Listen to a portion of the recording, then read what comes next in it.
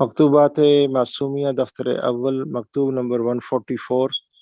مولانا محمد صدیق کے نام اس بارے میں تحریر فرمایا کہ اصل کا معاملہ وراء الورا ہے اور جو کچھ اس کے خلاف ہے وہ ظلال میں سے ہے۔ بسم اللہ الرحمن الرحیم۔ میرے توفیق آثار بھائی جناب مولانا محمد صدیق اس دور افتادہ کی طرف سے دعا و سلام عافیت انجام پڑھیں اور عبادات و اذکار کے معمولات پر محنت کرتے رہیں اور رات کی نماز یعنی تہجد اور صبح کی گریہ ازاری کو غنیمت شمار کریں اور اس معاملے کے طالب رہیں جو کہ ادراک یعنی پانے کے حوصلے سے باہر ہو اور وہ کسی عبارت سے تعبیر اور کسی اشارہ کے ساتھ اشارہ نہ کیا جا سکے اور وہ وہم کی رسائی کا میدان نہ ہو۔ جو معاملہ کے اصل کے ساتھ وابستہ ہے وہ ایسا ہی ہے اور جو ایسا نہیں ہے وہ ظلال و اوصاف سے تعلق رکھتا ہے۔ سید طائفہ حضرت جنید بغدادی قدس سرہ نے مرنے کے بعد خواب میں جو اپنے حال کی خبر دی ہے شاید اس میں اسی معاملہ کی طرف اشارہ کیا ہے، جیسا کہ انہوں نے فرمایا عبارات ظاہر ہو گئی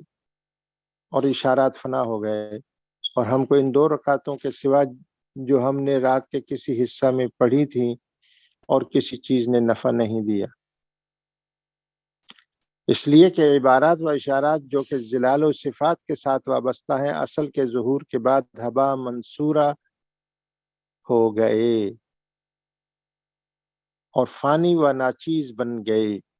اور ان کا کوئی اثر نہ رہا، اور چونکہ بندہ سے بندگی کے وظائف ادا کرنے کے سوا اور کوئی چیز اس بارگاہ علی کے ساتھ مناسبت نہیں رکھتی، خاص طور پر نماز کا ادا کرنا جو کہ مومن کی معراج اور تمام عبادات کی جامع ہے، خاص کر وہ نماز جو کہ رات کے کسی حصہ میں ادا ہو کہ وہ وقت زمانہ کی سب سے بزرگ ساعت ہے اور اس آسمان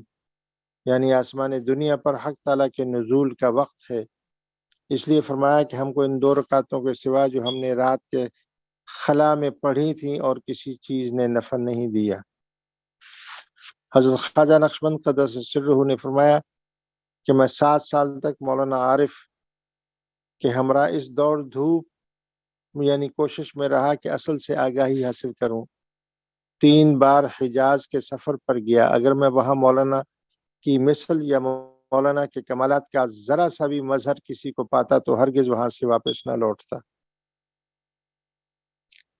یاد رہے کہ ہمارے تمام بزرگوں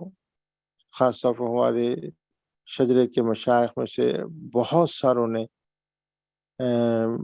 مختلف اوقات میں مختلف مشائخ سے فائدہ اٹھایا ہے۔ اللہ اکبر کبیرہ۔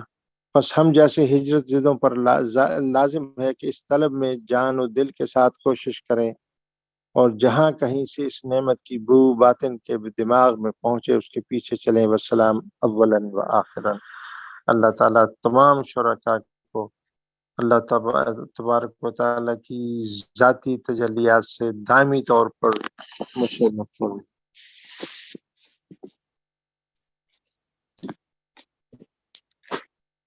اب ہم اپنے سبق کی طرف آئیں گے۔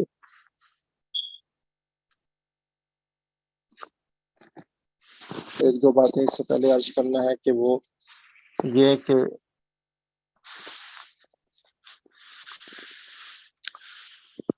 تمام حضرات جو ہیں وہ نفی اثبات یعنی لا الہ الا اللہ کا لسانی والا ذکر 1100 دفعہ ڈیلی ضرور فرمائیں اور ولایت شورا تک کے اسباق کی دہرائی بھی ہو۔ اس کے بعد ولایت کبریٰ کے اسباق کی دہرائی ہو 5 منٹ کے لیے اور پھر اپنے سبق کے اوپر آئے۔ پھر کل سے بعد والے 5 ہوں گے 4 ہوں گے۔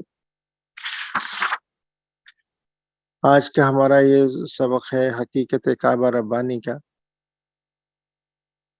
فارسی میں نیت جو لکھی ہے فیض می آید از ذات بحت مسجود لہو جمی ممکنات و منشاء حقیقت کعبہ ربانی است مورد فیض حیات وحدانی من، یعنی اس ذات واجب الوجود اور ذات بحت جس کو تمام ممکنات سجدہ کرتی ہے، اور جو حقیقت کعبہ ربانی کا منشا و مبدا ہے، میری حیات وحدانی پر فیض آ رہا ہے۔ یہ نیت کر کے اللہ تعالیٰ کی عظمت و کبریائی اور تمام ممکنات کا مسجود لہو ہونے کا مراقبہ کرے، اور اس مقام میں اللہ تعالیٰ کی عظمت و کبریائی مشہود ہوتی ہے، سالک کے باطن پر ایک قسم کی ہیبت غالب ہو جاتی ہے، اور وہ اپنے آپ کو اس شان سے متصف پاتا ہے اور ممکنات کی توجہ اپنی جانب جانتا ہے۔ جب اس مرتبہ پاک کی فنا و بقا حاصل ہو جائے تو مراقبہ حقیقت قرآن مجید تلقین کرتے ہیں، جو انشاءاللہ اس جمعرات سے ہم اس پہ جائیں گے۔